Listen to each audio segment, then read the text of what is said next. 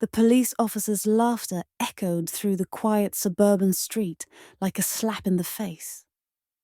Officer Martinez doubled over, holding his sides as tears rolled down his cheeks.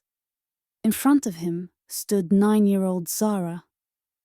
Her small hands clenched into fists, her dark eyes blazing with anger and hurt.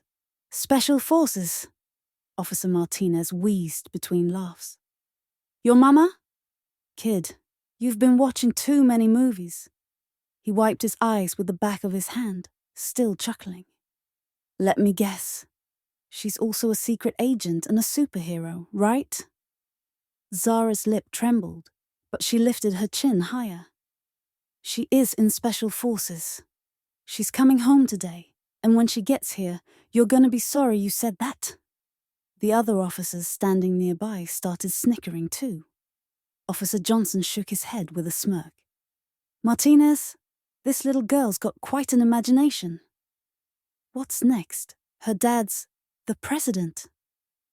"My dad died, serving our country," Zara shouted, her voice cracking. "And my mom is the bravest soldier you'll ever meet." Officer Martinez's laughter died down to cruel chuckles. He bent down to Zara's eye level, his face twisted with mockery. "Listen here, little girl. I've been a cop for 15 years. I know real soldiers when I see them. And I'm telling you right now, there's no way your mama is Special Forces. Those are serious, tough people. Not like..." He gestured dismissively at the modest apartment building behind her. Zara's neighbor, Mrs. Peterson, had called the police because she thought she heard breaking glass from Zara's apartment. But it was just Zara dropping a picture frame while trying to hang up her mum's welcome home banner. Now, 3 police officers stood in her front yard, and one of them was making fun of the most important person in her world. "You don't know my mum." Zara's voice was getting louder, drawing attention from other neighbors who were starting to peek out their windows.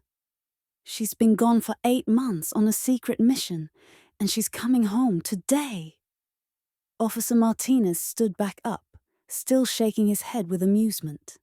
"Secret mission? Oh, that's rich. Kid, your mum probably works at the grocery store or something. There's nothing wrong with that. But don't go making up fairy tales." The other neighbors were coming outside now. Mr. Williams from next door frowned as he watched the scene. Even Mrs. Henderson, who usually minded her own business, stepped onto her porch with her arms crossed. "She saved people," Zara continued, her voice breaking with emotion. "She protects our country. She's a hero." "A hero?" Officer Martinez burst into fresh laughter. "Sweetie, heroes don't live in places like this." "They don't." He paused, looking around at the simple apartment complex. The old cars parked on the street, the small patches of grass that people tried their best to keep green. His expression said everything he was thinking. Zara felt hot tears starting to burn behind her eyes, but she refused to let them fall.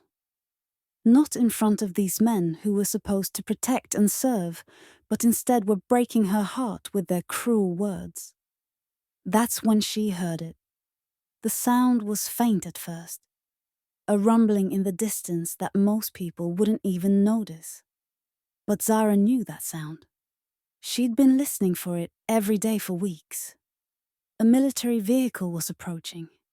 Zara's eyes widened, and a small smile began to creep across her face, despite her tears. She looked directly at Officer Martinez, who was still chuckling and shaking his head at what he thought was a little girl's wild imagination. "She's here," Zara whispered.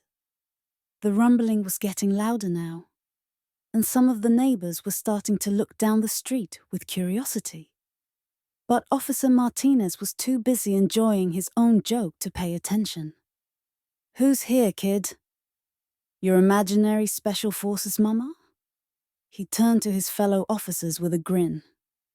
"This is the best call we've had all week." The rumbling grew louder and louder, until even Officer Martinez couldn't ignore it anymore. Officer Martinez finally stopped laughing when the rumbling became impossible to ignore. He turned his head toward the sound, his smile fading slightly as a confused frown took its place. The other two officers, Johnson and Rodriguez, also looked down the street with growing curiosity. "What is that?" Officer Johnson muttered, squinting his eyes against the afternoon sun. Zara wiped her nose with the back of her hand, but her small smile was growing bigger. She knew exactly what that sound meant. For 8 long months, she had dreamed of this moment. 8 months of living with her grandmother. 8 months of watching other kids get picked up from school by their parents. 8 months of staring at her mum's picture every night before bed. "That's my mama coming home," Zara said quietly. But her voice was filled with certainty that made the officers glance at her with confusion. Officer Martinez rolled his eyes. "Kid, that's probably just a delivery truck or something. Your mom isn't—" But his words were cut off as the rumbling grew even louder. Mrs. Peterson stepped further out onto her porch, shading her eyes with her hand.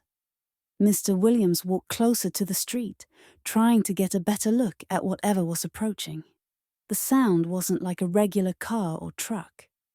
It had a deeper, more powerful tone that seemed to make the ground vibrate slightly under their feet. Even the birds in the nearby trees went quiet, as if they sensed something important was happening. Zara's grandmother, who everyone called Nana Rose, appeared in the apartment doorway. She was a small, thin woman with grey hair pulled back in a neat bun. But her eyes were sharp and knowing. She looked at her granddaughter standing in the yard surrounded by police officers, then listened to the approaching sound with the expression that Officer Martinez couldn't quite read. "Officers," Nana Rose said calmly, walking down the front steps. "I think you might want to step back." "Ma'am, we're just dealing with a noise complaint," Officer Rodriguez explained. "Your granddaughter here has quite an imagination, talking about her mother being in special forces." Nana Rose's eyes flicked to Officer Martinez, who was still wearing a smug expression. "Is that so?" she said quietly. "Yeah," Officer Martinez chuckled. "The kid's got some wild stories. We were just explaining to her that her mom probably works at a regular job. Nothing wrong with that." The rumbling was getting closer now, and other neighbors were coming outside. Mrs. Chen from the apartment upstairs peered over the balcony railing. The Johnson family from across the street had stepped onto their front lawn. Even old Mr. Foster, who barely ever left his house, was peeking through his window blinds. Zara looked up at her grandmother, and Nana Rose gave her a small nod that seemed to pass some kind of secret message between them. "Nana," Zara whispered, "should I tell them?" "Tell us what?" Officer Martinez asked. But his voice didn't sound as confident as before. Something about the way Nana Rose was looking at him made him uncomfortable. "Tell them about Mama's medals," Zara said softly. "Tell them about the letters from the president. Tell them about—" "Now hold on," Officer Johnson interrupted. "Little girl, we don't need to hear any more stories." But Nana Rose was already walking back toward the apartment. "Zara, honey, why don't you go get your mother's shadow box from the living room?" "What's a shadow box?" Officer Rodriguez asked. But nobody answered him. The rumbling sound was much closer now, and it was definitely not a delivery truck. It had the distinctive sound of something military, something official, something that made the officers exchange uncertain glances. Zara ran into the apartment behind her grandmother, and the officers could hear them talking quietly inside. When they came back out, Zara was carrying a large framed box filled with military decorations, photographs, and official-looking certificates. "These are my mama's," Zara said, holding the shadow box up so the officers could see it. "She got these for being brave." Officer Martinez stepped closer to look, and his expression began to change. Inside the shadow box were multiple military medals, including some that even he recognized as being given only to elite soldiers. There were photographs of a woman in full combat gear standing next to other soldiers in what looked like a desert environment.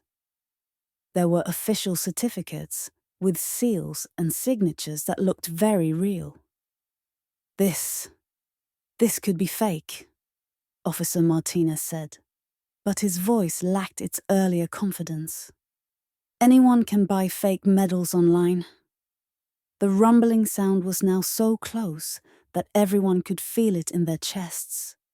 It was definitely a military vehicle, and it was definitely coming down their street. Nana Rose looked at Officer Martinez with the expression that was calm, but somehow dangerous. "Officer, I think you're about to learn something very important about making assumptions." That's when they all saw it. At the end of the street, a convoy of 3 black military vehicles turned the corner. They weren't regular army vehicles. These were sleek, official-looking trucks, with the tinted windows and government license plates. The kind of vehicles that important people rode in. Officer Martinez's mouth fell open. The convoy was heading straight toward them. The 3 black military vehicles moved down the quiet suburban street like a scene from an action movie. The lead vehicle was massive. An armored SUV with windows so dark you couldn't see inside. Behind it followed 2 more identical vehicles, their engines purring with quiet power. Officer Martinez felt his stomach drop. He looked at the shadow box in Zara's hands, then at the approaching convoy, then back at Nana Rose's knowing smile. For the first time since he'd arrived, he wasn't laughing. That can't be," he stammered. The neighbors were all outside now, pointing and whispering. Mrs. Peterson had her phone out, recording everything. The Johnson kids were jumping up and down with excitement, shouting, "Cool cars! Cool cars!" But Zara just stood there calmly, clutching her mother's shadow box, tears of joy streaming down her face. The convoy slowed as it approached the apartment building. The lead vehicle's turn signal came on, and Officer Martinez watched in growing horror as all 3 military trucks pulled into the small parking lot right in front of Zara's apartment. "This is impossible," Officer Johnson whispered. "Special forces don't just roll up to apartment complexes in the suburbs." "They do when they're bringing one of their own home," Nana Rose said quietly. The engines shut off, and suddenly the street was dead silent, except for the sound of car doors opening. From the middle vehicle, 2 men in dress military uniforms stepped out first. They weren't regular soldiers. These men had the bearing and look of elite military personnel. Their uniforms were crisp, their posture perfect, their faces serious and professional. Then, from the lead vehicle, more people emerged. A man in a suit who looked like he worked for the government. A woman in a military uniform with so many ribbons and medals on her chest that even Officer Martinez, who didn't know much about the military, could tell she was someone very important. But it was the person who stepped out of the 3rd vehicle that made Zara drop the shadow box and start running. "Mama!" The woman who emerged from the vehicle was tall and strong, with the same dark eyes as her daughter. She wore military fatigues, but these weren't regular army clothes.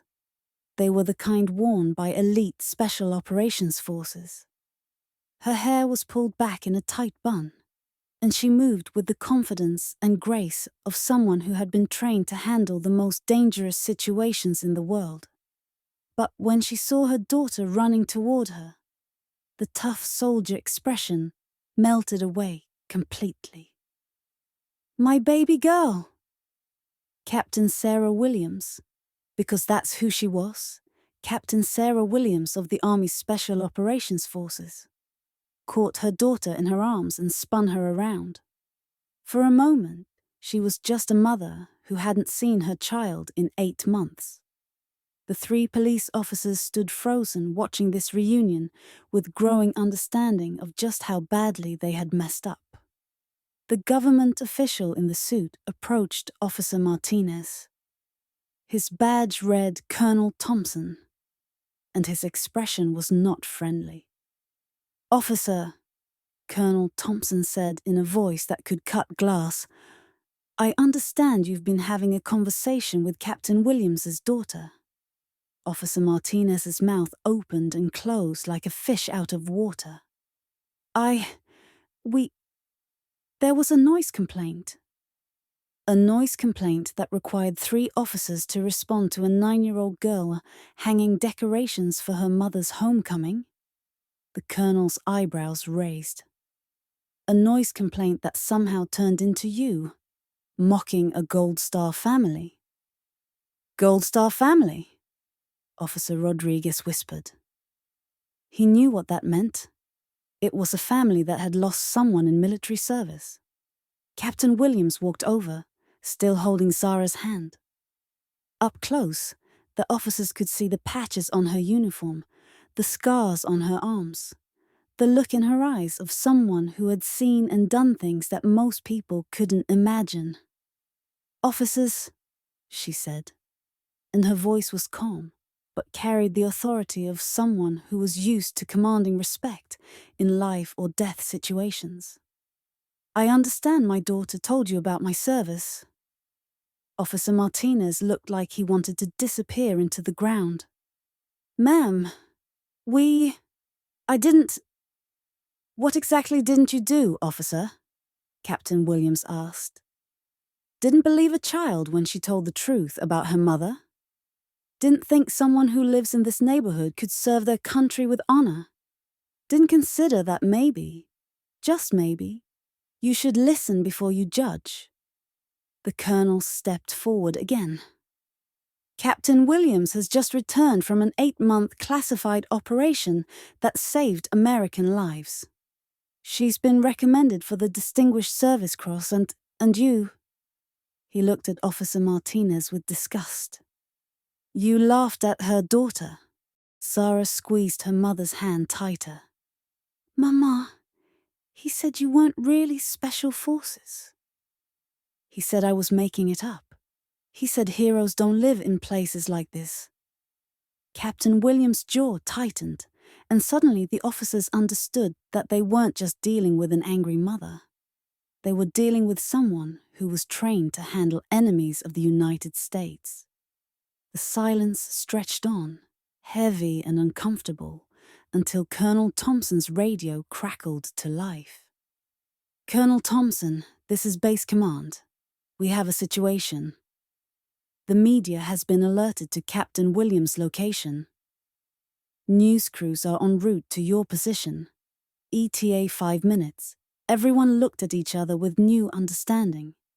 This wasn't just about a police officer making a mistake anymore. This was about to become a very public incident. And Officer Martinez suddenly realized that in 5 minutes, his laughing at a military hero's daughter was going to be on the evening news. Officer Martinez felt all the blood drain from his face. "Media? What media?" Colonel Thompson held up his radio and spoke into it with military precision. Base Command understood. Prepare damage control protocols. Captain Williams looked around at all the neighbors who were still watching and recording with their phones. Mrs. Peterson was live streaming on Facebook. The teenage boy from across the street was posting videos on TikTok. In today's world, news traveled faster than lightning. "Officer Martinez," Captain Williams said, her voice deadly calm. "In about 4 minutes, news reporters are going to be here asking questions about why you thought it was funny to mock a special operations soldier's child." "Ma'am, I made a mistake," Officer Martinez stammered. "I didn't know." "You didn't know?" Zara spoke up, her small voice cutting through the tension. I told you my mama was Special Forces, and you laughed at me." The other officers, Johnson and Rodriguez, were slowly backing away from Martinez, clearly not wanting to be associated with his behavior when the cameras arrived. Colonel Thompson checked his watch. "Captain, we can extract you now if you prefer. Take you somewhere private for your reunion." But Captain Williams shook her head. "No, sir. My daughter shouldn't have to hide because someone doesn't believe in her. We're staying right here." That's when they heard the first news van turning onto the street. Officer Martinez looked panicked. "Colonel, sir, maybe we can work this out quietly. I'll apologize, and we can all move on." "Move on?" Nana Rose stepped forward, and her voice had an edge to it that made everyone look at her with surprise. "Officer, do you know what my granddaughter has been through while her mother was deployed?" "Ma'am, 8 months of nightmares, worrying if her mama was coming home alive. 8 months of other kids at school asking where her parents were. 8 months of being the strongest little girl I know, never complaining, always believing in her mother." Nana Rose's voice was getting louder. "And the one day her mother comes home, you decide to crush her spirit by telling her that her hero isn't real." More news vans were arriving. Channel 7, Channel 12, and what looked like a CNN affiliate truck all pulled up to the scene. Reporters and camera crews started pouring out onto the street. "Oh no, oh no, oh no," Officer Martinez muttered under his breath. Captain Williams knelt down to Zara's eye level. "Baby girl, there are going to be a lot of people here asking questions. Are you okay with that?" Zara nodded, wiping her eyes. "I want everyone to know that my mama is a hero, and that you should never laugh at kids when they tell the truth." The first reporter, a woman in a bright red blazer, approached with her camera crew. "Excuse me, I'm Jennifer Walsh from Channel 7 News. We receive reports about an incident involving police and a military family." Colonel Thompson stepped forward. "I'm Colonel Thompson, U.S. Army. This is Captain Sarah Williams, recently returned from a classified special operations mission overseas." The reporter's eyes widened. This was clearly a bigger story than she had expected. "Captain Williams," the reporter said, "can you tell us what happened here today?" Captain Williams stood up, keeping her hand on Zara's shoulder. "My daughter was preparing welcome home decorations when police responded to a noise complaint. When she told the officers that her mother was in Special Forces, one of them found it so unbelievable that he laughed at her." The reporter turned to look at Officer Martinez, who looked like he wanted to disappear. "Officer, is this accurate?" There was a misunderstanding," Officer Martinez said weakly. "A misunderstanding?" another reporter called out.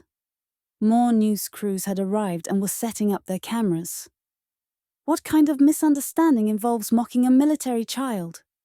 By now, the street was filled with news vans, reporters, neighbors, and curious onlookers who had heard about the situation on social media.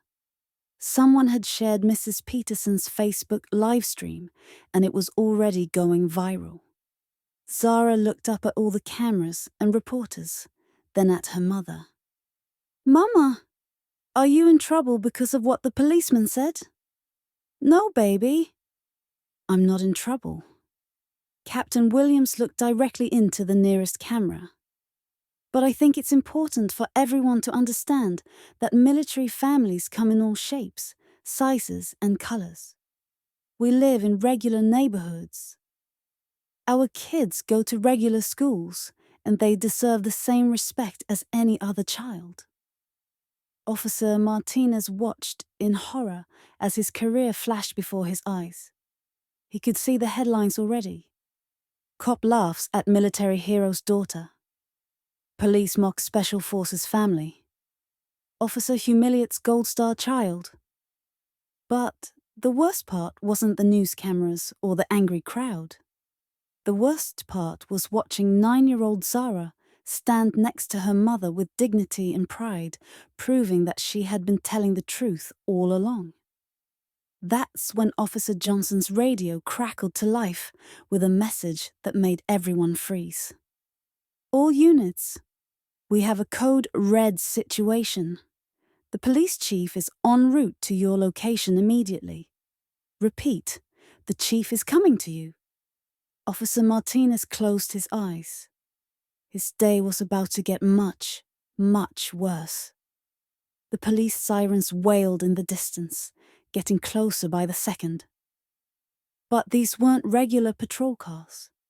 Everyone could tell by the sound that this was the chief's convoy rushing to the scene.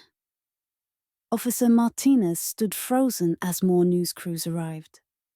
The street looked like a media circus now, with reporters, cameras, neighbors, and military personnel all gathered around Zara's small apartment building. Social media was exploding with videos of the incident, and the hashtag ZaraStrong was already trending. Captain Williams held her daughter close as they watched 3 police cars with flashing lights pull up. From the lead car stepped Police Chief Roberts, a tall, stern-looking man whose expression could have frozen fire. Behind him came 2 internal affairs officers carrying clipboards and recording equipment. "This is not good," Officer Johnson whispered to Officer Rodriguez. "The chief only comes out for really bad situations."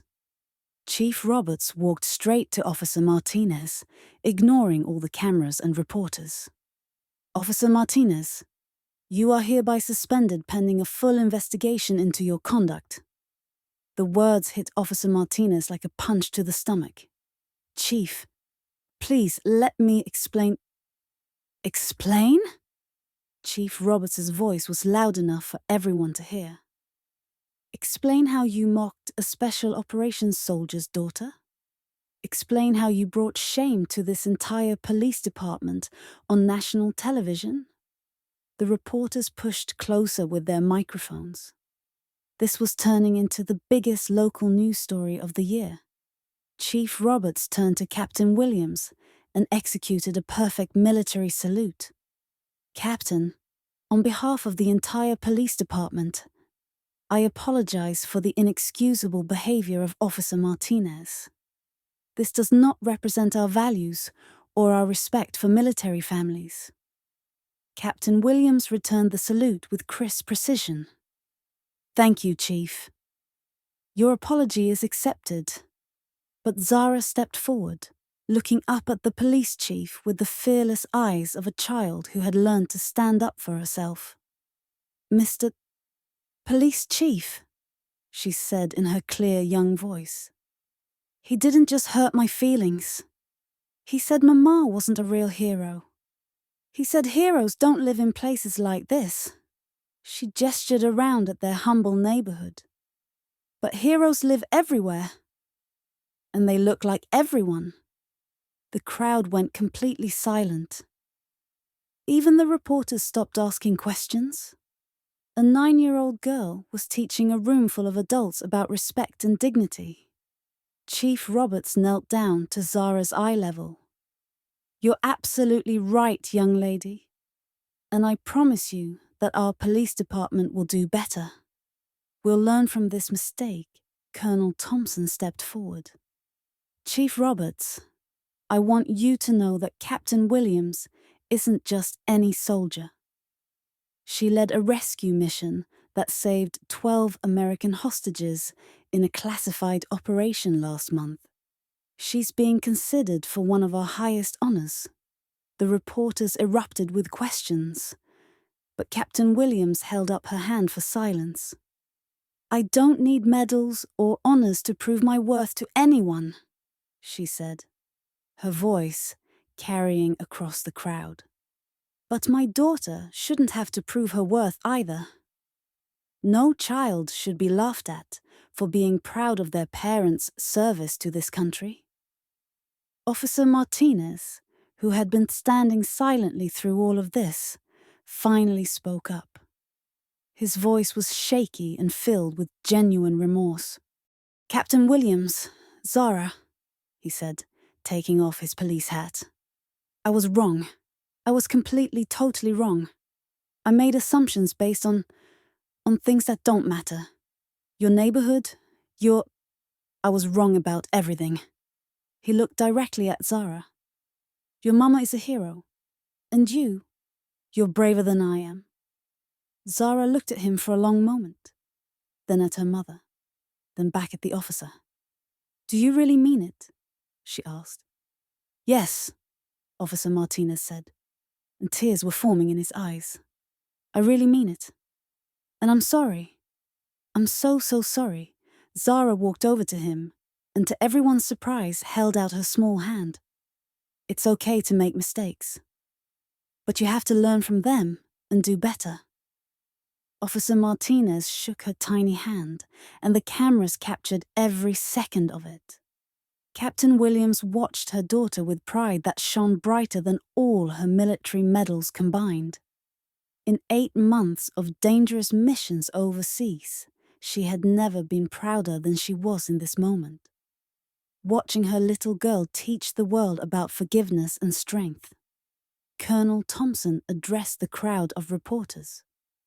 "Captain Williams will be receiving the Distinguished Service Cross next month at the Pentagon. The ceremony will be open to the public, and Zara will be presenting the medal to her mother." The crowd erupted in applause. Neighbors, reporters, police officers, and even some of the people who had just been driving by and stopped to see what was happening. As the news crews began packing up their equipment and the crowd started to disperse, Captain Williams finally had a quiet moment with her daughter. "I'm so proud of you, baby girl," she whispered, hugging Zara tight. "You stood up for what was right, even when it was hard." "I learned from the best," Zara whispered back. "My mama taught me that heroes come in all colors, all sizes, and they live everywhere, even in places like this." Captain Williams looked around at their simple neighborhood, at Nana Rose waving from the apartment doorway, at the neighbors who had supported Zara throughout the confrontation, and at the little girl who had just taught a police officer, a crowd of reporters, and thousands of people watching online about courage, truth, and forgiveness. "You know what, baby girl?" Captain Williams said, smiling through her tears. "There's no place I'd rather call home." Officer Martinez, walking slowly back to his patrol car under the watchful eyes of Internal Affairs, turned back one more time. Zara waved at him, not mockingly, but with the genuine kindness of a child who believed people could change. And in that moment, on a quiet suburban street that had just witnessed something extraordinary, everyone learned that sometimes the biggest heroes come in the smallest packages, and the most important battles are fought not with weapons, but with truth, courage, and the unwavering love between a mother and her daughter. The story that started with cruel laughter ended with a lesson that would be remembered long after the news cameras went away. Never underestimate the power of a child who knows their parent is a hero, and never assume you know someone's story just by looking at where they live. Because heroes really do come from everywhere, and sometimes they're only 9 years old. If this story touched your heart, Please like and subscribe for more inspiring real-life stories. Share this with someone who needs to remember that heroes come from everywhere, and every child deserves to be believed when they are proud of their family. What would you have done in Zara's situation? Let us know in the comments below.